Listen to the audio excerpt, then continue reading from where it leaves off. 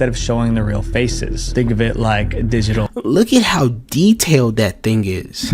Oh my god. How much money do they be paying for these characters? Because there's no way that was cheap. There's no way that was cheap. These obsessed fans are known as unicorns. Unicorns? Unicorn, their favorite VTuber, isn't just a character on a screen. She's their virtual girlfriend. In order to the VTuber must stay single. She can't flirt or even speak to another man. If she does, what? Now, this message from Mafu Mafu appeared on her screen. Her unicorn followers felt lied to. She lied to her fans that she is single. What? Please take a shower immediately. Please take a shower immediately. It's crazy. Racist against rappers, they all look the same to him. They used to beg him not to egg him on Halloween. He told him holler back with the suede Pumas, dollar green. Nah, I mean, heat it up till the temperature tarball. Y'all just gawk like gargoyle. Fandoms. I feel like a good fandom, well, I feel like a strong fandom in general can make or break pretty much anything. Like, there's a lot of things that I get like kind of pushed away from because I hear about how crazy or how psycho the fans are, bro. So let's get into this video by Visual Venture, the internet's most toxic fandoms. Like K-pop. I wanted to try K-pop, but dude, oh my god, the stuff I was seeing on like Twitter, bro, made me say I don't even want to listen to this. What happens when a fan base is willing to destroy anyone who offends their idol? Oh, hell no. These are the internet's most toxic fan bases. As usual, we'll rank them from least to most. The Swifties? Oh. Disturbing reveal. Five Nights at Freddy's. Some of the darkest things fans have done. Jesus. If you guys are enjoying the channel so far, it would mean the world to me if you subscribe, because it helps me get my videos out to more people. And I promise to do my very, very best to create the best possible videos I can for you. I'm Visual Venture, and you are awesome. Swifties, the overprotective fan base. Sheesh. I haven't heard much about the Swifties lately. Like, there was a point in time where like it was like a whole thing, like it was a meme, like finding out somebody's a Swiftie, you know what I'm saying? Now, I haven't heard much about him lately. So before we begin, I want to make this clear that this is not an attack on Taylor Swift or her fans in general. That man's trying to cover all his yeah, you can't make a video like this and not expect to piss some people off, bro. But there is a toxic part of our fandom that takes things too far. Almost every musician has overprotective fans. But with Taylor Swift, there are thousands of them, and they attack anyone who dares criticize her. In 2020, Taylor Swift released an album titled Folklore. As usual, music critics reviewed it. But one review made Taylor's fans mad. It was from a website called Pitchfork, and the interviewer was a woman named Jill. In her interview, Jill praised Taylor's songwriting, but she didn't like everything about the album, so Jill gave it an 8 out of 10. For most people, that was a positive review, but for radical Swifties, an 8 out of 10 was unacceptable. It was an insult. Taylor's fans started ranting online, complaining about the review. Then one of them came up with a bizarre theory, which was that Jill and Pitchfork were trying to sabotage Taylor Swift by giving Taylor— This is crazy, bro. Like, are you telling me like people got into groups online and actually discussed this like in depth? Yo. Taylor's album a lower score, Pitchfork would drag down the album's overall rating, also known as a metascore. Once that sabotage theory took hold, fans were mad and they attacked. But like, for what purpose? Like, so you're saying that she gave a bad review because she wanted the album to get rated lower? Like what? Like, was a low rating album gonna give her the nuclear launch codes? Like, I'm not I don't know. First, someone posted Jill's personal information online. They leaked her phone number, her address, and even photos of her home. The doxing led to non-stop harassment. Jill got angry calls in the middle of the night. Some callers threatened to burn her house down. She even received death threats. Jill tweeted about how terrifying it felt. She said that it sucked to be scared of every person milling outside, or feel like you can't answer the phone. To be scared of every person milling outside, or feel like you can't answer the phone. All of this happened. That's gotta be terrifying, bro. All because you gave an album an 8 out of 10. Because Jill gave Taylor a good review, but it wasn't good enough. That's Jill crazy. wasn't the Swifties' only victim. In 2019, comedians DeSeuss and Mero appeared on The Tonight Show. During a guessing game, Mero made a joke. Some Swifties didn't find it funny. They felt Mero was insulting Taylor's looks. Within hours, the comedians were getting death threats. One crazy What was the joke? I kind of want to hear the joke. fan even threatened Mero's kids. It was so bad that the FBI got What? Hold on. I want to hear this joke. good enough. But Jill wasn't the Swifties' only victim. In 2019, comedians DeSeuss and Mero appeared on The Tonight Show. During a guessing game, I can't find the clip. I kind of want to see the clip. Hold on. Let's look at that YouTube. Faisal Abu. Jesus Christ. You know what? It's not that deep. Mero made a joke. Some Swifties didn't find it funny. They felt Mero was insulting Taylor's looks. Within hours, the comedians were getting death threats. One crazy fan even threatened Mero's kids. It was so bad that the FBI got involved. But Swifties don't just fight outside. What in the hell is this shot, bro? They attack their own. That's what happened to a woman named Rita in 2019. Rita wasn't a regular fan. She was so devoted that she ran a Taylor Swift fan page. Her room was Oh, hell no. filled with Taylor Swift merch, and she posted videos of herself singing Taylor's songs. But some Swifties This is kind of too much, bro. Like, you made your entire life revolve around Taylor Swift. What? I love MF Doom. I probably would maybe get a hoodie and maybe a vinyl cover of one of his albums. Maybe. Like, this is crazy. This is crazy. You got an album cover within an album cover. Oh my god, bro. filled with Taylor Swift merch, and she posted videos of herself singing Taylor's songs. But some Swifties thought Rita's videos were cringy, like she was embarrassing the fandom, so they Fair. spammed Rita's videos with hateful comments, trying to bully her into quitting. When Rita refused to stop, the attacks escalated. Someone tried hacking her phone to take over her social media accounts. What? Another posted her license plate online, putting her at risk. Rita adored What? Okay, it's not that bad. Like, it's not that deep, bro. Taylor Swift, but she became an enemy simply because she didn't fit their idea of a proper Swiftie. Loving a musical artist is completely normal, but for radical Swifties, anyone who doesn't meet their standards needs to be silenced. This next fan base You made them sound like a cult, bro. Like this. Taylor Swift, I love all your music. kicked their leader off the internet. Corpse Husband, the fan base, the Oh, yeah, nah, bro. This was a bunch of like, I ain't gonna lie, this was a bunch of like weird hornballs. His face got exposed and then they ran him off the internet, bro. betrayed their idol. Didn't somebody literally tattoo like one of his vocal patterns on his arm? Yeah, no, it was Dunzo. I would have ran as soon as I seen that. Corpse Husband was a faceless YouTuber who got popular in 2020. His main appeal was his voice. He had this deep, rumbling voice that sounded unreal. That voice, combined with being He did faceless, made Corpse a sensation. he did irreversible damage to the irreversible damage to the online world, bro. This is why you get all those e-boys trying to do a super deep voice. Yo, this is crazy, bro.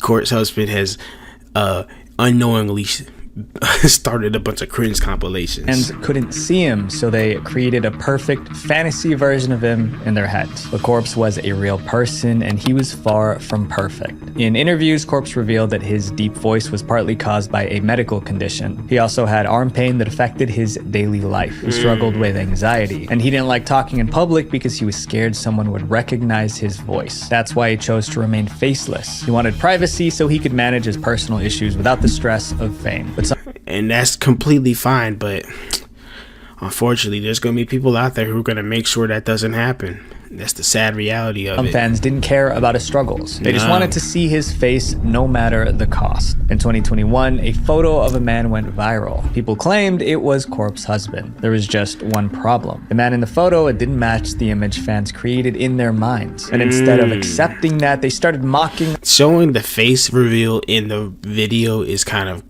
outrageous, bro. I'm not gonna lie. The man in the picture. Tweets called him ugly. Some fans unfollowed him. Someone tweeted, unsubbed, and unfollowed Corpse after seeing that face reveal. Like, I thought it was gonna be hot, but he's just some ugly creep. The fans were Some ugly creep? You what? You literally built an image of this man in your head and he's the creep? How does that work? Okay. brutal, but the reaction revealed the truth. Some fans weren't following Corpse for who he was. They were following the fantasy they created. That's Also, it was crazy. never confirmed that the photo was actually Corpse. Yeah, okay, yeah, that's different then. If it's not even a confirmed face reveal, it just... Fans might have been Jeez. mocking a random person. Corpse could have addressed the photo directly, but he didn't. He just started pulling away. He tweeted less, he streamed less, and in November 2021, he uploaded what would become his last regular video. Years later, his fans still miss him. They leave comments begging for his return. But the truth is hard to ignore. The same fans who demand his comeback are the reason he disappeared. His Yeah. comment summed it up perfectly. He didn't abandon us. We lost him. We truly didn't deserve this man. This Yeah, I ain't gonna lie, he's smart for getting out. Like, that sounds like a hopeless situation. next fan base is huge, loud, and always upset. Star Wars, the fan base. Oh my god. Star Wars fans are genuinely aggravating. Every Star Wars fan I've met in real life was genuinely just cool people. You know what I'm saying? But online, nah, bro. No, bro. I could never rock with no Star Wars fans online, bro. That's no, dude. It's never said. These niggas are not human online. In person, I've never met a bad Star Wars fan in my life, bro. I've even been to conventions. Everything was chill. Online, niggas lose their minds. There's a saying that you can't please everyone. The Yeah. Star Wars fan base is proof of that. They've complained about everything: storylines, dialogue, characters, even little things like the color of lightsabers. Niggas have bitched about everything. You know what I'm saying? And I'm not even saying that the modern Star Wars films were any good. You know what I'm saying? I didn't really rock with the final three. But I'm not on a crusade to make everybody's day worse because of it. You know what I'm saying? And when Star Wars fans get upset, they get toxic. Star Wars fans love the original trilogy, but nearly everything released after has been a problem. In 1999, The Phantom Menace hit theaters. I ain't gonna lie. I didn't think it was that bad. I don't hate Phantom Menace. I don't hate the Phantom Menace. Then again, when I first watched Star Wars, I watched everything in order. Like, literally, I started with the Phantom Menace and I watched everything in order.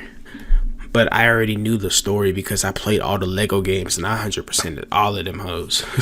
So I knew the story. I just didn't know any of the dialogue. It was the first movie after the original trilogy. It was also the first Star Wars movie in 16 years. Fans were excited until they actually saw the movie. Many hated the film. They felt it They bullied the child actor of... Dude. didn't capture the spirit of the originals. The backlash was so intense that it nearly ended the franchise. Yeah. Disliking a movie doesn't make someone toxic, but how some fans expressed their anger was ugly. They started harassing the actors. At best, the actor who played Jar Jar Binks was their first target because they hated They hated Jar Jar. Like, I don't hate Jar Jar, but I don't love him either. the character. They made Ahmed their punching bag. Ahmed's phone number was leaked. His answering machine my was filled God. with death threats. Over time, This reminds me of whenever it was the Obi-Wan TV show that got announced on Disney Plus, and whenever people saw that the main antagonist was going to be this black woman Inquisitor, they literally started attacking her, bro. I was like, damn, what the fuck? Oh the my harassment God. broke him. Ahmed became depressed. He was scared to leave his apartment. Jake Lloyd, the child actor, was Dude, it was fucked up what they did to him, bro. They made him have so many mental breakdowns. the next. He played young Anakin Skywalker. Being a child didn't save him. Some fans hated his acting, so they Yeah, literally. I hate this child's acting. What? Tried to find his address so they could camp outside his house and confront him. At Like, school, why? Yes, bro. He got bullied at school too. classmates Dude. bullied him constantly. He even got death threats. Because of all the negativity, Jake quit acting entirely. But these toxic fans just got worse. Whenever a new Star Wars movie came out, they found something. He didn't go into depth, but like it was so bad that it triggered his it might have potentially triggered his schizophrenia that runs down his family line, bro. It's a whole story, dude. Like, it's terrible to complain about. Dude, I think dude had to get put in a mental hospital. And they started to contradict themselves. By the time The Force Awakens came out in 2015, the cycle was obvious. This time, fans said the movie played it too safe. Some claimed it was just a lazy remake of a previous Star Wars film. Because of that feedback, the creators took risks with the next Star Wars movie. They broke away from the classic formula, but fans hated that too. Now they said it strayed too far from the originals. It seemed the fan base didn't know what it wanted. And as usual, they didn't just complain. They made life hell for Star Wars. I'm not gonna lie though, they definitely like marvelized those last couple of movies. You could tell it got definitely written by some Marvel writers, bro. Like yeah. Actors. They harassed one actress by mocking her looks. Someone even added offensive comments to her Wikipedia page. She had to quit Instagram to escape the attacks. Daisy Ridley, the lead actress, wasn't spared. New characters couldn't escape. In 2022, the Obi-Wan... I literally just talked about this, bro. Like, I'm telling you, niggas is ridiculous. Kenobi series introduced a villain named Reva. Reva was a character that fans have been asking for, but once she appeared, the same fans didn't like her, so they turned on the actress who played Reva. The attacks became so vicious that the show's producer intervened. He told fans, if you're sending her bullying messages, you're no Star Wars fan in my mind. The Star Wars fan base created a lose-lose situation. Play it too safe and they complain. Try something new, they complain louder. It begs the question, if every Star Wars movie makes fans mad... I feel like even if they were to make a genuinely good Star Wars movie, like a solid Star Wars movie, because they haven't, except like Rogue One was pretty smooth. Like, if they were to make a genuinely like solid Star Wars movie nowadays, I feel like people would still like nitpick at it. You know what I'm saying? Same thing with Marvel. Like, Marvel's at a point now where they've just they just riled up people so much that, like, you know what I'm saying? Yeah, unless you drop like a certified hood classic, niggas ain't gonna rock with it. You know what I'm saying? Maybe the real problem isn't the movies. VTubers, the parasocial fan base. For those of you guys who don't know what a VTuber is, a VTuber stands for virtual YouTuber. They are streamers who appear online as animated characters. I just don't understand, how do you do that? Like, do you have to get like a software program to, like, you know what I'm saying? Do you have to get like a good camera to do that? You know what I'm saying? Because I feel like if I were to try that, like, I've done the face filters on Snapchat. That's the closest thing I've ever done to that. And that shit does not stay on my face at all, bro. Characters, because I know they try to stay faceless, right? Instead of showing the real faces. Think of it like digital cosplay. Damn, look how detailed that shit is. Characters instead of showing the real faces. Think of it like digital. Look at how detailed that thing is. Oh my God. How much money do they be paying for these characters? Because there's no way that was cheap. There's no way that was cheap. Cosplay. Each VTuber plays a character, and fans enjoy the show. But for some fans, watching VTubers isn't just entertainment. Some viewers get obsessed with... I assume so, because it kind of reminds me of like idol culture in Japan and stuff. Like, I feel like this is like probably the closest American version of that. You know, it's just VTubers. I feel like I don't really watch streams in general. Like, I watch clips and stuff, but I don't think I really watch any VTubers.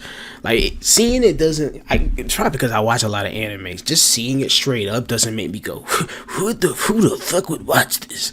You know what I'm saying? Like, come on, bro. You know, there's a market of people who would watch that. You know what I'm saying? So, I don't know. I just never hated it. These obsessed fans are known as unicorns. Unicorns? Unicorn, their favorite VTuber, isn't just a character on a screen. She's their virtual girlfriend. In order to... Oh no. To maintain that girlfriend fantasy, the VTuber must stay single. She can't flirt or even speak to another man. If she does, What? they feel betrayed. And when these obsessive fans feel betrayed, the reaction can be explosive. No VTuber learned that lesson harder than Rushia. Rushia was one of Japan's biggest VTubers with over 1 million subscribers. But many of Rushia's fans were unicorns, so they treated Rushia like she was their girlfriend. How? Like, what you mean? Like, like real talk, how does that even work? Because, like, I'm assuming, like, you watch her stream, so you interact with her on stream. Does she try to act like she's, like, everybody in chat is, like, her boyfriend or something? Like, what are we talking about? Like, do you, like, fight against other people in her fan base? Like, no, she's mine. Like, I don't understand how you do it. Like she belonged to them, and that almost ruined her life. The issue started on February 10th, 2022. Rushia started a live stream. In the middle of her broadcast, a private message popped up on her screen. It was a message her viewers weren't supposed to I just finished the live broadcast, and I'm getting ready to go home. Michan. see, but they did. The message was from Mafu Mafu, a Japanese male singer. It read, "I just finished..." What? They did. The message was from Mafu Mafu, a Japanese male singer. It read, Wow.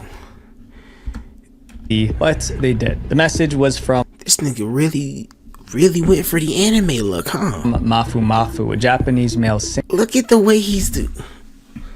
Like, that's true. That is, yo, this is. Sometimes I forget Japan is a real place, bro. I just imagine we had somebody like that over here. I think that nigga would get clowned on. It read, "I just finished the live broadcast and I'm getting ready to go home." The text itself wasn't romantic, but there were already rumors that Rushia and Mafu Mafu were dating. What the fuck is this face? That's not his real face, is it? Now, this message from Mafu Mafu appeared on her screen. Her unicorn followers felt lied to. She lied to her fans that she is single. Yo, will not white knight liars.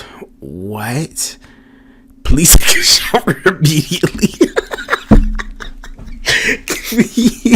Please take a shower immediately. It's crazy. They believed Rushia betrayed them by not being single. Thousands canceled their paid memberships. Some destroyed the Rushia merch. Destroyed is crazy, gang. A few even sent threats to both Rushia and Rushia is mine. Low-key, I don't know if I could take this shit serious. If a nigga really said Rushia's mine, I probably would crack a joke. I ain't gonna lie. Mafu. Rushia But I can imagine, like, getting pelted by, like, let me stop because I was about to say something that would have needed to get double paused. I just can't imagine just how, like, aggravating it must be to get blown up like that, though. Like, have hundreds of thousands of people potentially attacking you. Like, that's crazy. to calm things down. She swore she wasn't dating anybody, but they refused to believe her. To prove her innocence, she posted a screenshot. It was a chat between Rushia and her manager confirming she was single. But posting that chat cost Rushia everything. Like most VTubers, Rushia was signed to a talent agency. The agency What? had strict confidentiality policies. By posting that private chat with her manager, Rushia broke her non-disclosure agreement. What? Wait, okay. Let me make sure I'm understanding this, because I'm like, wait, hold on, what? So these anime character people, these niggas get signed to labels, agencies. What? How much money does this? Yo, this must make a shit ton of money to have agencies.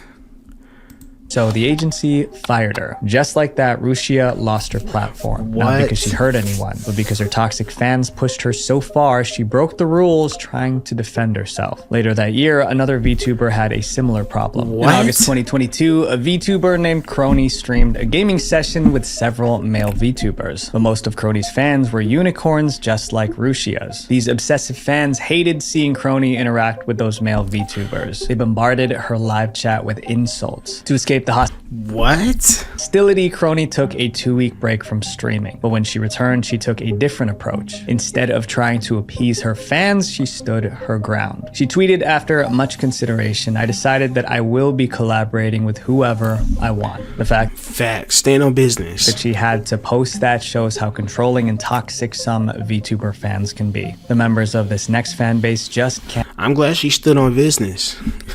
I'm glad she stood on business. Like, unless she's like playing into it, you know what I'm saying? Like playing into the whole girlfriend thing. Nah, if you just got niggas in your audience who just headcanon made y'all married, you ain't gotta respect them niggas. And get along. League of Legends, the fan base that hates each other. I've never played League of Legends. The closest I've ever played to League of Legends was Smite, and I don't know if that's gonna piss people off or what. No gaming fan base is as toxic as League of Legends. At least that's what players say. In 2024, a survey asked gamers which fan base was Halo, Fortnite. the worst. Around 36% picked League. Damn. What makes this fan base so bad? It's about how the players treat each other. League of Legends is built around teamwork. 5 players join forces to beat another team. Success depends on working together, but most players end up fighting their own teammates. What? So, okay, I'm assuming League of Legends came before Smite. So I'm not trying to ask stupid questions. Like, I'm not trying to ask stupid questions. Okay, so it's like Smite like based off of League of Legends, and like, you know what I mean, is it like a completely different game, or is it like within the universe or something?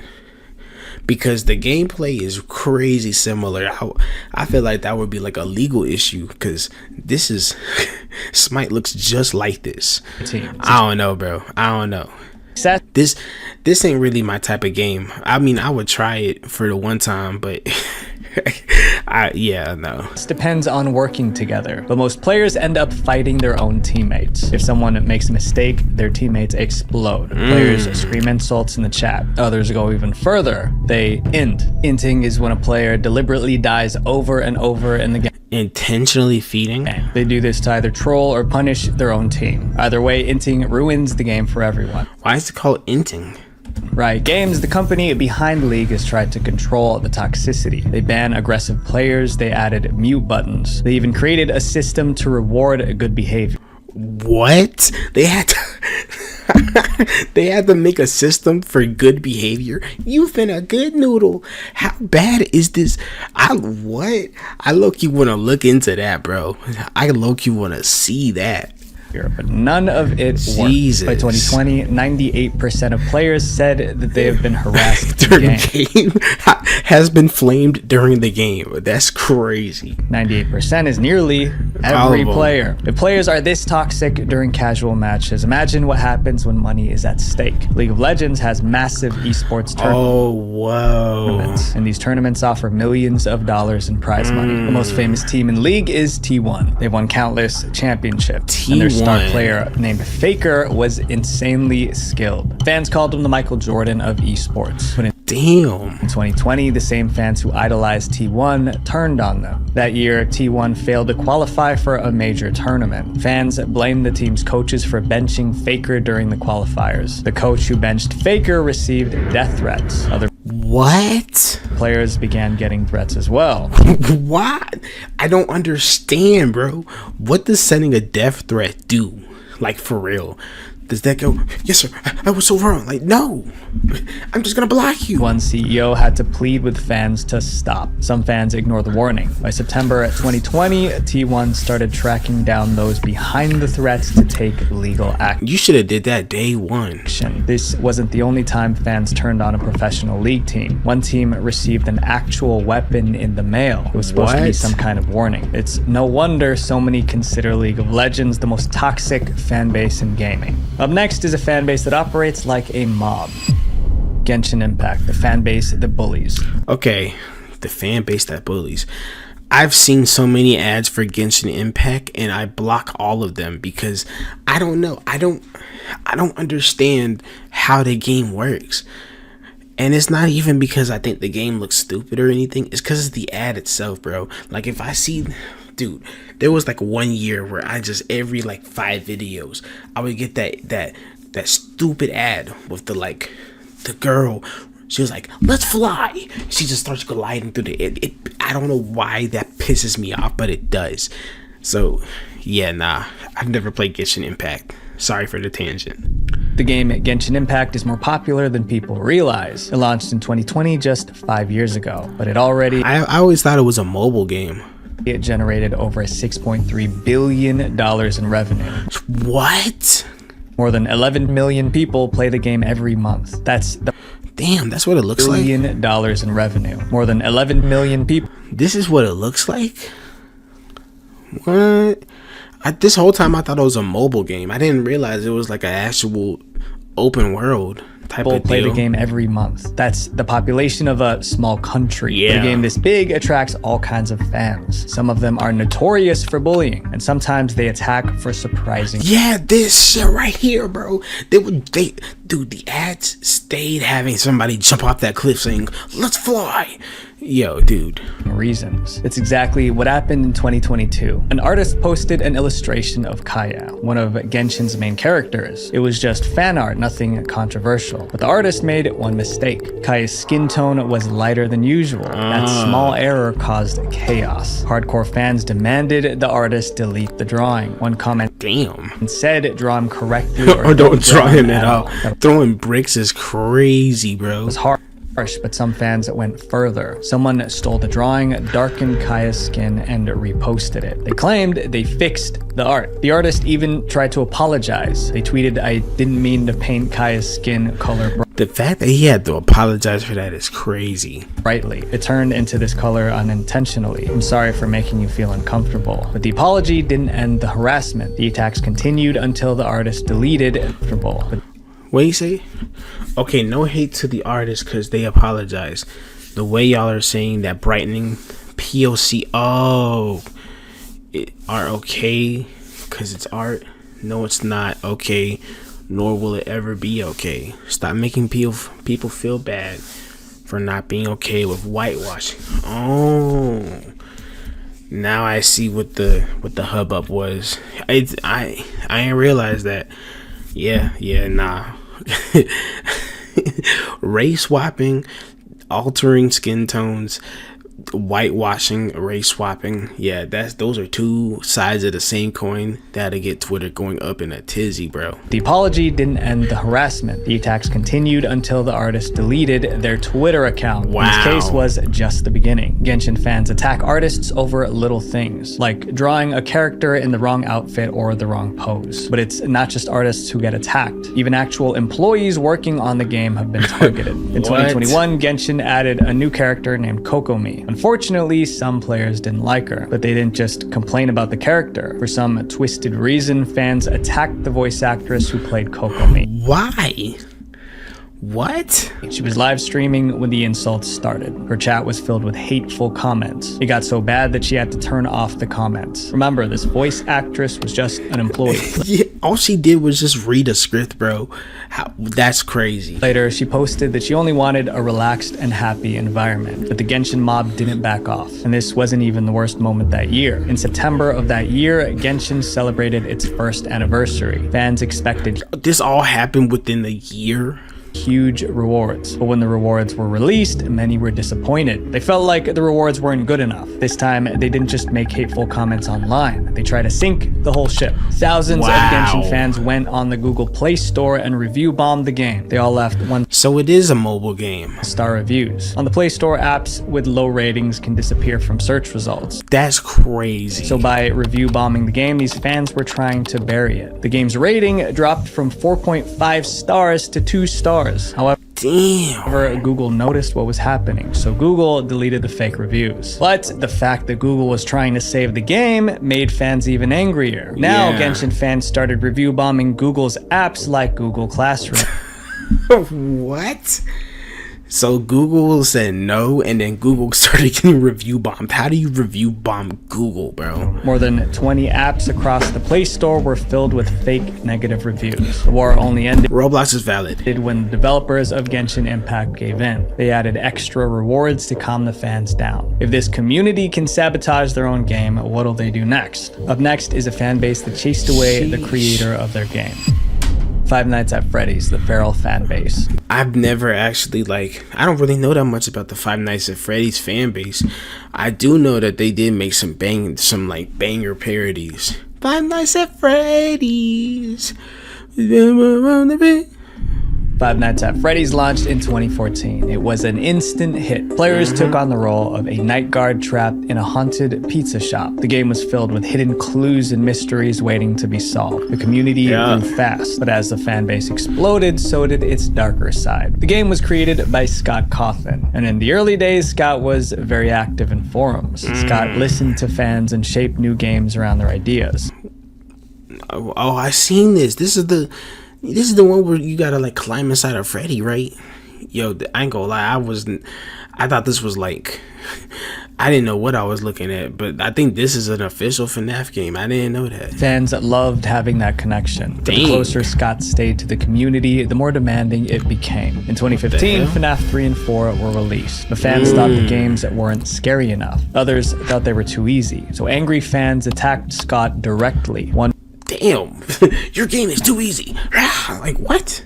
fan even went after Scott's family. What? I mean, imagine threatening someone's family over a game. But the attacks didn't stop there. Later that year, Scott released the first Five Nights at Freddy's book. His co-author was a woman named Kira. The fans couldn't You're a breed. find much about her online, so they concluded she didn't exist. They accused Scott of lying and attacked him What?